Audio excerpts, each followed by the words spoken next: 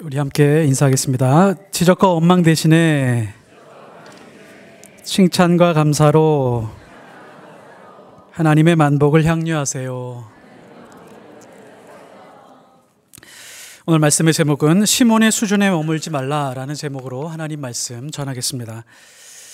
우리가 하나님의 말씀을 듣고 읽고 깨달을 때가 있죠. 어떤 특정한 말씀 한 구절이 내 가슴에 확 박혀서 그 말씀 붙들고 몇 년을 지낼 때도 있고 그 말씀이 내 인생을 이끌어갈 때도 있습니다. 이것도 굉장히 중요하죠. 그러나 하나님의 말씀을 읽으면서 어떤 특정한 구절들을 붙드는 것도 중요하지만 그거보다도 훨씬 더 중요한 부분이 하나가 있습니다. 하나님의 말씀의 흐름입니다. 하나님의 말씀이 어떻게 흘러가는지를 보면 하나님의 뜻과 하나님의 의지와 하나님의 마음을 우리가 엿볼 수 있습니다. 하나님의 말씀 한 구절 붙들고 내 마음을 강하게 하기도 하지만 하나님의 말씀 전체를 읽어가면서 이 흐름 속에서 우리의 영혼과 마음과 생각과 믿음이 아주 깊어질 때가 많이 있습니다. 이 사도행전이 특히 이 복음의 흐름이 있습니다. 말씀의 흐름이 있습니다. 지금 이 흘러가고 있는데 이 흘러가는 것을 간과하고 있다면 우리는 아주 굉장히 중요한 것을 놓치고 있는 것입니다. 사도행전에서 예루살렘 교회가 형성이 되죠. 예루살렘 교회가 만들어집니다. 최초의 교회입니다. 이 교회는 기도가 넘쳐났고 말씀의 능력이 있었고 성령의 충만이 있었습니다. 성도들은 서로 사랑했고 내 것, 네 것, 할 것 없이 다 나누는 그런 아주 이상적인 교회였습니다. 온 세상에 있는 모든 교회들은 이 교회를 원형으로, 모델로 이 교회를 닮아가야 됩니다. 자, 그러면 이 교회가 있을 때 다른 나라의 교회들을 세워갈 때 어떻게 할까요? 보통 사람들은 이런 방식으로 세워갑니다. 어떤 회사가 잘 된다라고 할 때 그 회사의 어떤 경영 방식, 경영 철학이나 여러 가지 모양을 벤치마킹을 합니다. 저 회사는 이렇게 세웠더라, 이런 조직을 갖췄더라, 이렇게 마케팅을 하더라 라고 하면서 그 회사를 벤치마킹해서 비슷하게 세워갑니다. 하나님은 이런 방식으로 교회를 세워가지 않았습니다. 비슷하게 벤치마킹해서 예루살렘 교회를 원형으로 모형으로 두고 다른데 혹은 사마리아 혹은 아시아, 유럽 이런 데에 이렇게 원형으로 벤치마킹하면서 세워가지 않았습니다. 어떻게 세워갔냐면 하나님의 방법은 최초의 순교자를 세우셔서 순교의 피를 통해서 복음으로 교회를 세워가셨습니다. 그래서 최초의 순교자 스데반이 생겨나게 되었고요. 그 다음 장면으로 흘러가게 되면 이제 빌립이 등장하게 됩니다. 빌립은 어떤 영광스러운 위치에 서게 되었냐면 원래는 사도들에게 이방인에게 복음을 전해라 라고 하는 명령이 주어졌음에도 불구하고 집사 수준에서 지금 이방인에게 최초로 복음을 증거하는 사람의 위치에 서 있게 됩니다. 아주 영광스러운 순간이죠. 근데 본인의 의도와 상관없이 도망가다가 자기에게 오는 핍박을 피해서 도망가다가 자기 안에 있는 복음을 가지고 전했을 때 놀라운 역사를 보게 되는 것을 목격하게 되었습니다. 예수님이 말씀하신 순서가 있죠. 예루살렘과 온 유대와 사마리아와 땅끝까지입니다. 그러니까 예루살렘을 중심으로 남, 북, 그리고 온 세계입니다. 근데 지금 사도행전이 흘러가는 것을 보면 온 유대는 스킵을 한 것 같아요. 곧바로 사마리아로 갑니다. 왜 곧바로 사마리아로 복음이 흘러들어갔을까요? 이유가 있습니다. 복음의 흐름, 복음의 속성이 그러하기 때문에 그렇습니다. 이 사마리아 성이라고 하는 것은 1000년 동안 억압과 비판과 질시와 많은 사람들에게 어려움을 당하고 좌절과 절망과 한이 맺힌 그런 슬픔의 땅이었습니다. 그것도 무려 1000년 동안 그런 저주의 땅, 그 저주의 땅에 복음이 먼저 들어가는 것입니다. 마치 물이 위에서 아래로 흐르는 것처럼 복음의 속성이라고 하는 것이 바로 이와 같습니다. 한 맺힌 곳, 인간답게 살 수 없는 자리에 살고 있는 사람들, 절망과 좌절과 괴로움과 슬픔과 고통이 있는 그곳으로 먼저 흘러들어가려고 하는 그런 속성을 가지고 있습니다. 누가복음 4장 18절에 보면 주의 성령이 내게 임하셨으니 이는 가난한 자에게 복음을 전하게 하시려고 내게 기름을 부으시고 나를 보내사 포로된 자에게 자유를, 눈먼 자에게 다시 보게 함을, 눌린 자에게 자유롭게 하고. 그러니까 우리는 복음을 따라 산다라고 하는 것이 바로 이와 같은 것입니다. 예수님이 하나님으로부터 보내심을 받았는데 성령을 부어주시고 지금 어느 방향으로 가고 있냐면 눈먼 자, 눌린 자, 포로된 자, 억압받고 있는 자, 슬픔으로 가득한 자에게 가장 먼저 가라고 하나님께서 보내주신 것입니다. 이게 바로 복음이 흘러가고 있는 방향입니다. 교회가, 그리스도인이, 하나님의 사람들이, 하나님을 믿고 있다라고 하는 사람들이 이 복음이 흘러가는 것과 상관없이 살고 있다면 아마 우리는 진정한 그리스도인의 모습으로 살고 있지 않다라고 할 수 있습니다. 지금 복음이 이렇게 흘러가고 있는데 스데반으로부터 빌립으로 그 다음에 계속해서 복음이 흘러가고 있는데 안타까운 장면은 사도들은 여전히 예루살렘 안에 머물고 있다는 사실입니다. 예루살렘을 벗어나는데 시간이 오래 걸리는 것 같습니다. 예루살렘을 배경으로 보면 베드로와 사도들이 중심이었죠. 그 다음에 스데반이 등장을 했습니다. 자, 이제 장면이 흘러서 어디로 가냐면 사마리아로 갑니다. 사마리아 성으로 들어갔습니다. 사마리아 성으로 들어갔는데 이제 빌립이 등장을 하게 되고 그 다음에 등장하는 사람이 마술사 시몬입니다. 근데 여기서 우리가 의문점이 하나가 들죠.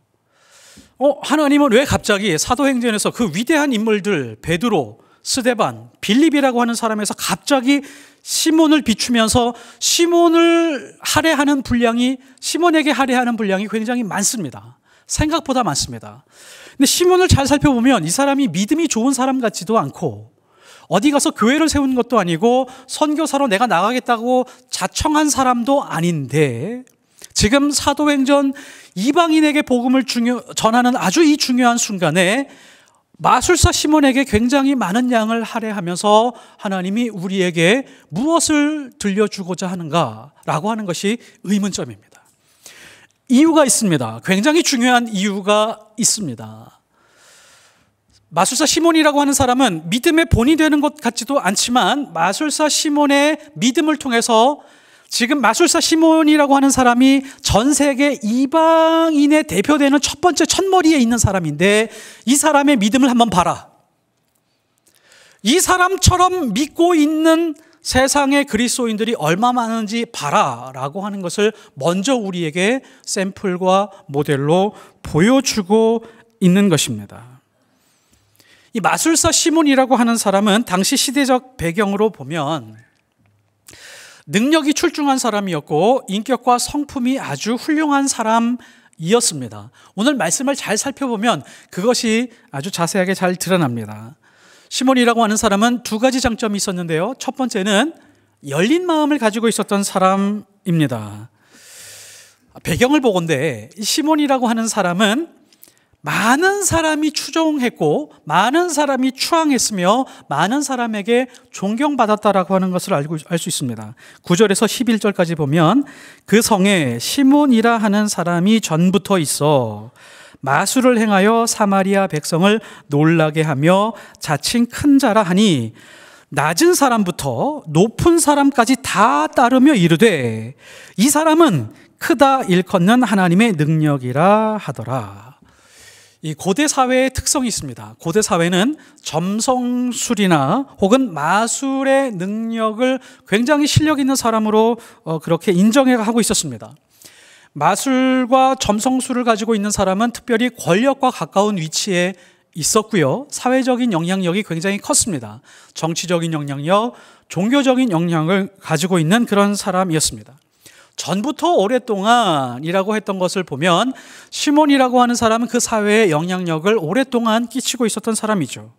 카리스마도 있었고요. 예언자 같았고 말도 잘하고 사람들을 매료시키는 그런 리더의 역할을 하고 있었습니다. 특별히 특징적인 부분이 낮은 사람부터 높은 사람까지, 그러니까 어린아이부터 여자, 남자, 할머니, 할아버지, 어른에 이르기까지 다 할 것 없이 모든 사람들이 인정하는 그런 사람이었다라고 할 수 있습니다.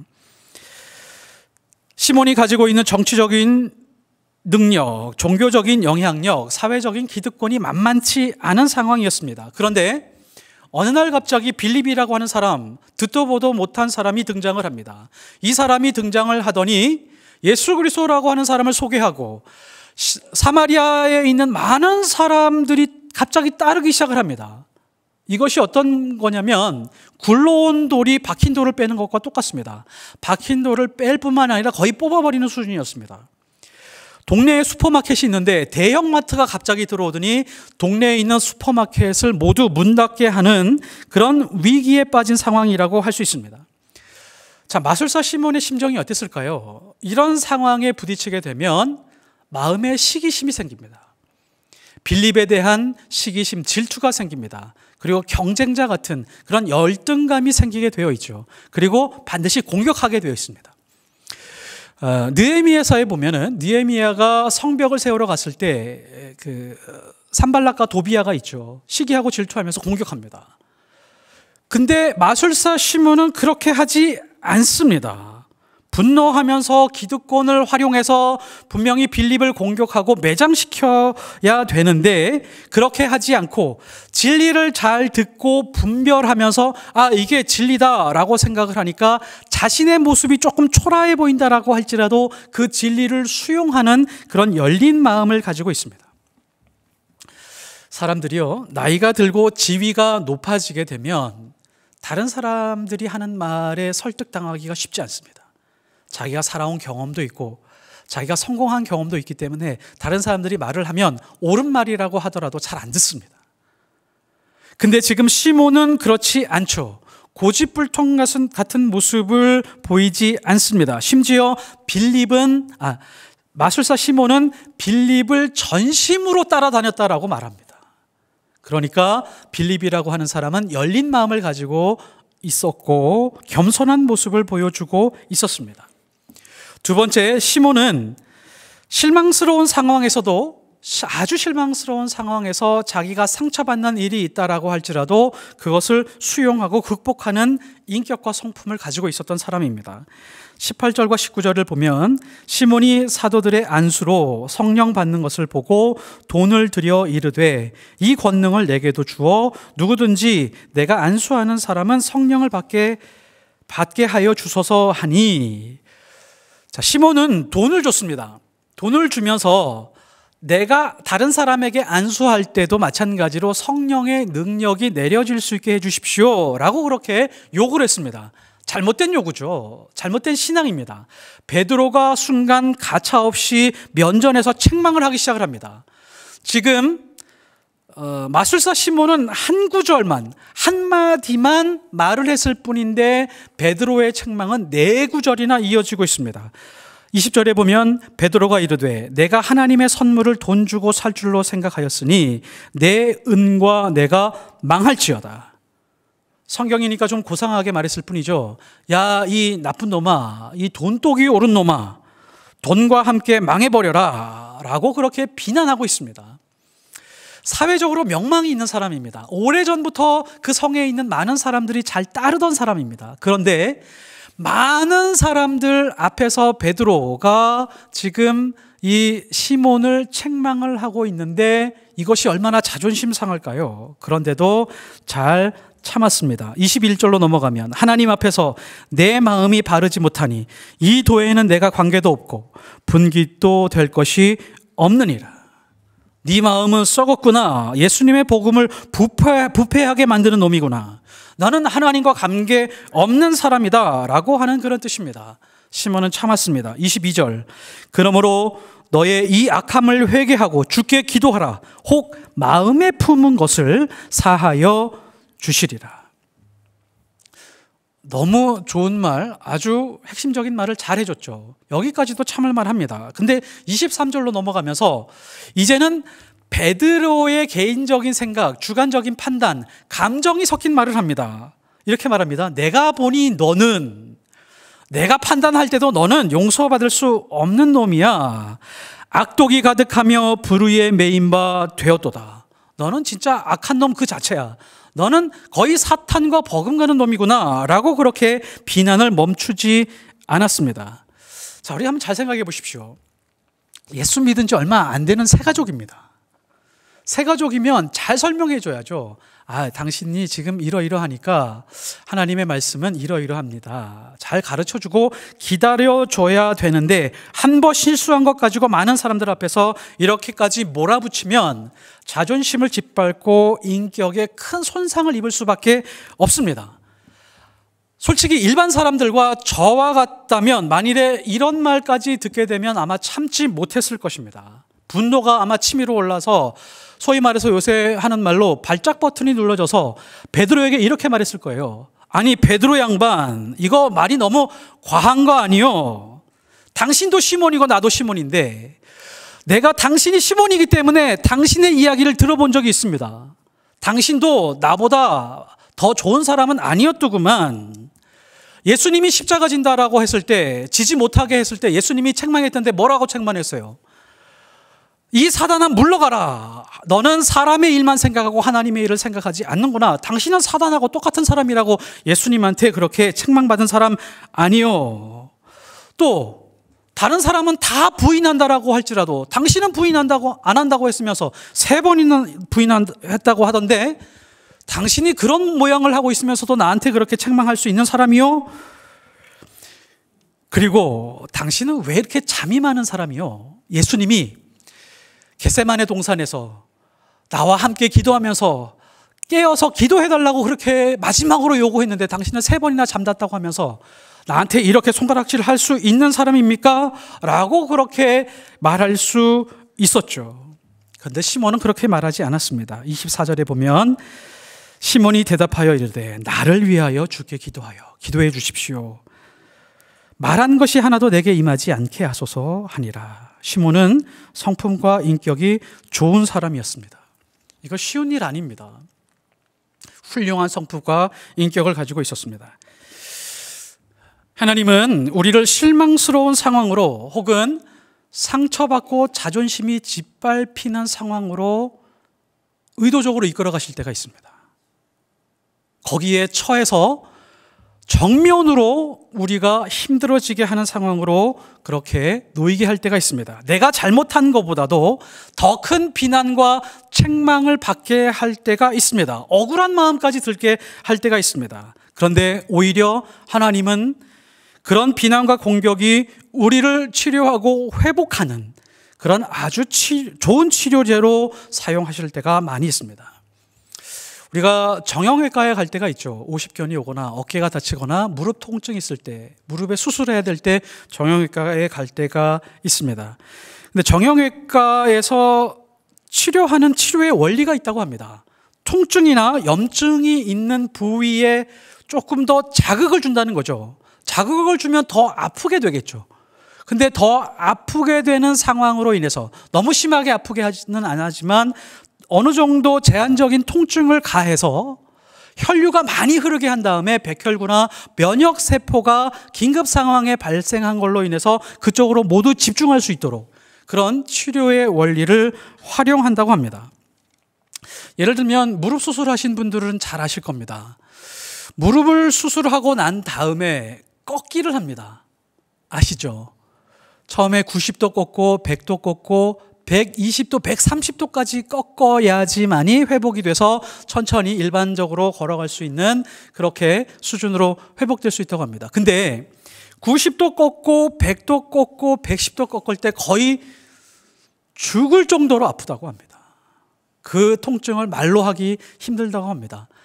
표정을 보아하니 수술 받으신 분이 몇 분 계신 것 같은데요. 아픈 부위를 더 아프게 하는 거죠. 통증을 더 심하게 가하는 겁니다. 나 이 통증 싫어요. 나 이 통증을 견디기 싫습니다. 라고 하면서 그 통증을 거부하게 되면 계속해서 꺾인 채로 걷지 못하는 상황을 맞닥뜨릴 수밖에 없다라고 하는 겁니다. 때로는 우리가 상처를 치유하는 것이 아니라 상처가 우리를 치유할 때가 있습니다. 상처가 나를 치유하고 동시에 상처 입은 사람을 이해할 수 있는 수준까지 가게 됩니다. 피아니스트의 피아니스트라고 하는 사람이 있습니다. 그러니까 세계적으로 피아노를 제일 잘 치는 사람의 피아노 선생님 같은 그런 사람이 있습니다. 머레이 페라이어라고 하는 사람이 있습니다. 이 사람이 40대 중반에 아주 큰 시련이 있었는데 작은 상처에서 시작이 됐습니다. 악보를 넘기다가 종이에 엄지손가락이 벤 겁니다. 종이에 손가락 벤 적이 있으시죠? 종이에 엄지손가락이 베었는데 별거 아니겠지. 그냥 단순하게 약 바르고 치료하고 지나갔는데 이게 염증이 너무 커서 뼈가 뒤틀리는 상황까지 가게 되었습니다. 그래서 두 번의 큰 수술을 받고 몇 년 동안 피아노를 못 치게 되었습니다. 피아니스트가 한 달 정도 피아노를 못 쳐도 치명적인데 1년, 2년 이상 피아노를 치지 못한다라고 하는 것은 피아니스트로서는 굉장히 치명적인 사건이라고 할 수 있죠. 그런데 이 페라이어라고 하는 사람은 이 기간에 상상할 수 없을 정도로 피아노 실력이 향상되었대요. 그것을 고백합니다. 어떻게 피아노 실력이 향상되었나요? 피아노를 칠 수 없었는데요. 그러니까 음악 그 자체에 대한 고민을 하기 시작했다고 합니다. 음악이란 무엇인가? 음악이라고 하는 것은 사람에게 사람의 영혼과 마음에 어떤 도움이 되는가? 본질적인 것을 고민하기 시작을 했습니다. 악보를 보면서 그 악보를 천천히 눈으로 읽어가면서 작곡한 사람의 마음, 생각, 그 배경에 대해서 깊이 생각을 했답니다. 그리고 나서 회복한 다음에 피아노를 치니까 많은 사람들의 영혼을 울리는 그런 피아니스트가 되었다라고 하는 이야기가 있습니다. 이 사람이 연주한 피아노 곡이 있는데 이 피아노 곡이 빌보드 차트 클래식 15주 동안 1위 하게 됩니다. 그 곡이 바흐의 골드베르그 변주곡인데요. 1시간 반 정도 되는 그런 연주곡입니다. 피아노 연주곡입니다. 저도 이것을 다 들어보려고 하는데 항상 실패합니다. 중간에 잠을 자버리는 상황이 발생을 해가지고 불면증이 있는 분들은 이 곡 추천입니다. 이 곡을 들으면 중간에 꼭 다 듣기 전에 자게 되어 있습니다. 실제로 이 곡의 배경이 그렇습니다. 러시아의 카이저 링크라고 하는 그 대사가 있었는데 바흐에게 요청을 했어요. 불면증에 좋은 음악을 좀 작곡해달라고 하니까 이 곡을 작곡해 주었습니다. 마술사 시몬이라고 하는 사람은 사회적인 명망도 있었습니다. 훌륭한 성품을 가지고 있기도 했습니다. 자신의 기득권을 내려놓고 예수 그리스도라고 하는 그 진리를 수용하고 그리고 세례도 받았습니다. 그리고 성령의 놀라운 역사를 두 눈으로 목격을 했습니다. 13절에 시몬도 믿고 세례를 받은 후에 시몬은 분명히 예수님을 통한 구원의 방법에 대해서 전적으로 동의했습니다. 그리고 겉으로 보기에는 믿는 것 같이 보였습니다. 그러나 성경 전체를 보면 성경의 핵심은 시몬을 바라보면서 이렇게 말합니다. 당신은 진정한 그리스도인 아니야. 겉으로 보기에는 예수를 믿는다 고백을 하고 세례를 받고 성령을 받은 사람처럼 보이지만 당신은 진정한 그리스도인 아니야 라고 말씀하고 있는 것입니다. 진정한 그리스도인이 된다라고 하는 것은 무엇이죠? 지금 마술사 시몬에게 아주 중요한 것이 빠져 있습니다. 그 빠져 있는 것이 무엇일까요? 진정한 그리스도인이라고 하는 사람은 누구냐면 죄에서 해방되었느냐, 동시에 죄에서 해방되고 나서 하나님과 화목하게 되었느냐, 하나님과 깊이 연결되었느냐가 결정합니다. 만일에 이것이 아닌 다른 것으로 채워져 있다면 그 사람은 진정한 그리스도인이 아닐 수 있습니다. 21절과 22절에 베드로가 말합니다. 하나님 앞에서 내 마음이 바르지 못하니 이 도에는, 이 복음에는 내가 관계도 없고 분기될 것도 없느니라. 아무리 겉으로는 세례교인이고 예수님 믿는다고 고백을 하고 나는 그리스도인이요 라고 그렇게 공표한다라고 할지라도 그 사람은 진정한 그리스도인이 아닐 수가 있는데 그 마음이 하나님과 연결되어 있지 않으면, 그 마음이 하나님을 향하여 가지 않고 하나님을 향하여 가다가 세상에 있는 것에 더 많이 묶여 있는 사람이다라고 하면 그것을 악함이라고 지금 지적을 하고 있습니다. 그 악함을 버리고 회개하지 않으면 하나님과 화목할 수 없으며 아직 진정한 그리스도인이 아니라고 선포하고 있습니다. 왜냐하면 그 마음이 부패해 있기 때문입니다. 예레미야서 17장 9절, 만물보다 거짓되고 심히 부패한 것은 마음이라 누가 능히 알리오마는. 세상에서 가장 썩은 음식들, 가장 부패한 냄새가 나는 그런 부패한 음식들이 있습니다. 그것보다도 훨씬 더 부패한 것은 사람의 마음입니다. 왜냐하면 겉으로는 깨끗하고 겉으로는 신실한 척 할 수 있지만 마음은 하나님을 향하여 가지 않고 욕망으로 가득 차서 구부러져 있기 때문입니다. 18절에 시몬은 베드로와 요한에게 돈을 내밀며 말합니다. 이 권능을 내게도 주어 누구든지 내가 안수하는 사람은 성령을 받게 하여 주소서. 성령을 쓰고자 하는 목적이 완전히 다릅니다. 그래서 영어 단어에 보면 성직 매매라고 하는 단어가 있는데 그 단어가 시몬이입니다. 이 단어에서 나왔습니다. 이 사람의 이름에서 나왔습니다. 시몬이 성직을 돈을 주고 사려고 하는 사람, 영적인 능력을 돈을 주고 사서 자기의 욕망을 채우려고 하는 사람. 이때 베드로가 정확히 시몬의 마음의 중앙에 있는 것을 읽어냈던 것입니다. 그래서 22절에 시몬은 이렇게 말하죠. 너의 마음에 품은 것, 그것을 하나님께 기도해라. 혹시 사함을 받을 수 있을지 모르겠다. 그 마음에 품은 것을 사함받지 못하면 당신은 진정한 그리스도인의 모습으로 사는 것 아니다 라고 하는 그런 뜻입니다. 지금 아무리 인격이 뛰어나다라고 할지라도 겉으로는 그리스도인인 것 같더라고 할지라도 그 사람이 말하고 있는 것, 그 사람의 마음에 품은 것, 그것을 통해서 거짓 믿음의 실체를 드러내고 있는 것입니다. 사람은 마음이 언제 드러날까요? 마음이 드러나는 아주 중요한 두 가지가 있는데 돈을 쓸 때 마음이 드러납니다. 돈을 쓸 때 저 사람은 이런 마음을 가지고 있었구나 라고 하는 것을 알 수 있습니다. 그리고 그 사람이 말하는 것을 보면 알 수 있습니다. 저 사람이 어떤 말을 하느냐에 대해서 이런 마음을 가지고 있구나, 우리는 충분히 추측할 수 있죠. 이 두 가지를 동시에 한 사람이 바로 시몬입니다. 마술사 시몬이 이것을 드러내고 있는 것입니다. 마태복음 12장 36절에서 37절, 내가 너희에게 이르노니 사람이 무슨 무익한 말을 하든지 심판날에 이에 대하여 신문을 받으리니 내 말로 의롭다함을 받고 내 말로 정죄함을 받으리라. 시몬이 한 말을 통하여 심판날에 정죄받을 수 있는 근거가 되었다라고 하는 그런 뜻입니다. 마음에 품은 것이 용서받아야 할 정도로 큰 죄악이다라고 베드로가 지적하고 있습니다. 자, 그러면 우리가 한번 잘 보십시오. 시몬 베드로가 있고 마술사 시몬이 있습니다.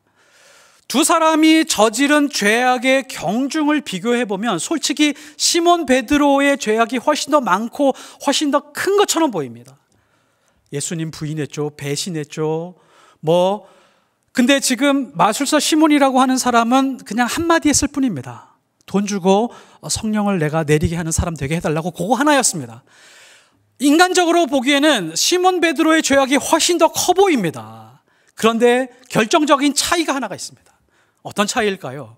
시몬 베드로는 예수 그리스도 앞에 저는 죄인입니다, 저를 떠나소서, 죄인이라고 하는 것을 철저하게 고백할 수 있는 그런 사람이었습니다.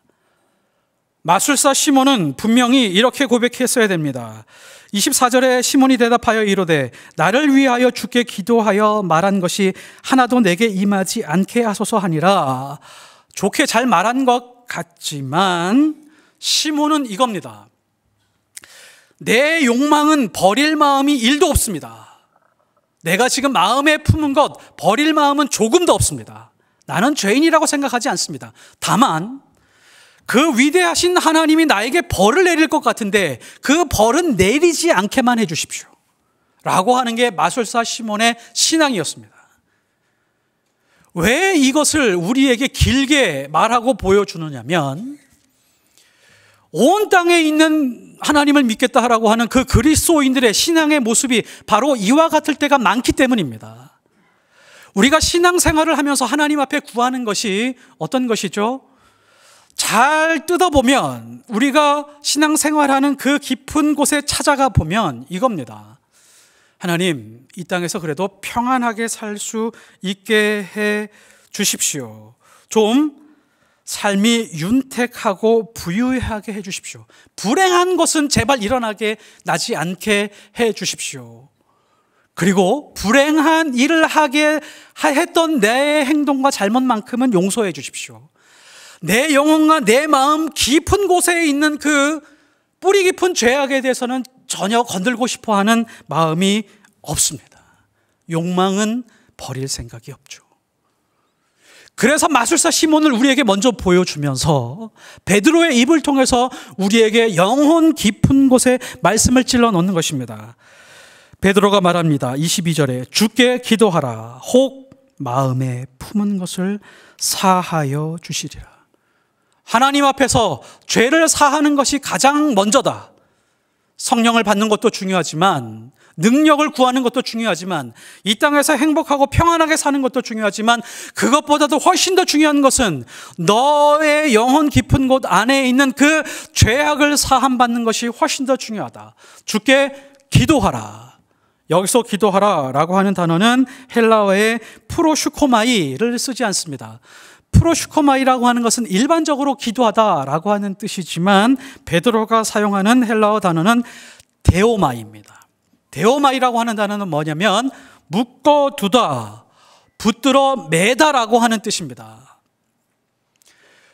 욕망으로 가득 차서 똘똘 뭉쳐있는 그 마음을 이제 풀어내서 너의 죄악을 하나님께 낱낱이 고하여 너의 마음에 있는 모든 것들을 하나님께 묶어두어라. 이게 주께 기도하라 라고 하는 뜻입니다. 그러니까 하라라고 하는 것은 이거죠. 나의 묶여진 욕망을 풀어서 하나님 앞에 끊임없이 묶여 있는지를 확인하는 작업입니다. 내 욕망대로 내가 이 땅을 살아가고 있는 것은 아닌가? 내 욕망을 두고 하나님의 능력을 끼워 맞추려고 하는 것은 아닌가? 말씀의 능력을 활용하려고 하는 것은 아닌가? 라고 하는 것을 끊임없이 반추해보고 다시 한번 살펴보는 것, 이게 기도입니다. 그래서 기도는 영적인 노동이죠. 어떤 노동이죠? 나의 영혼과 나의 일생과 나의 마음이 하나님께 단단히 묶여 있는지를 확인하는 작업입니다. 그래서 기도는 걸어 다니면서도 할 수 있고, 일하면서도 할 수 있고, 다른 사람에게 비난받고 손가락질 당하고 핍박받고 짓밟히면서도 할 수 있는 것이 바로 기도입니다.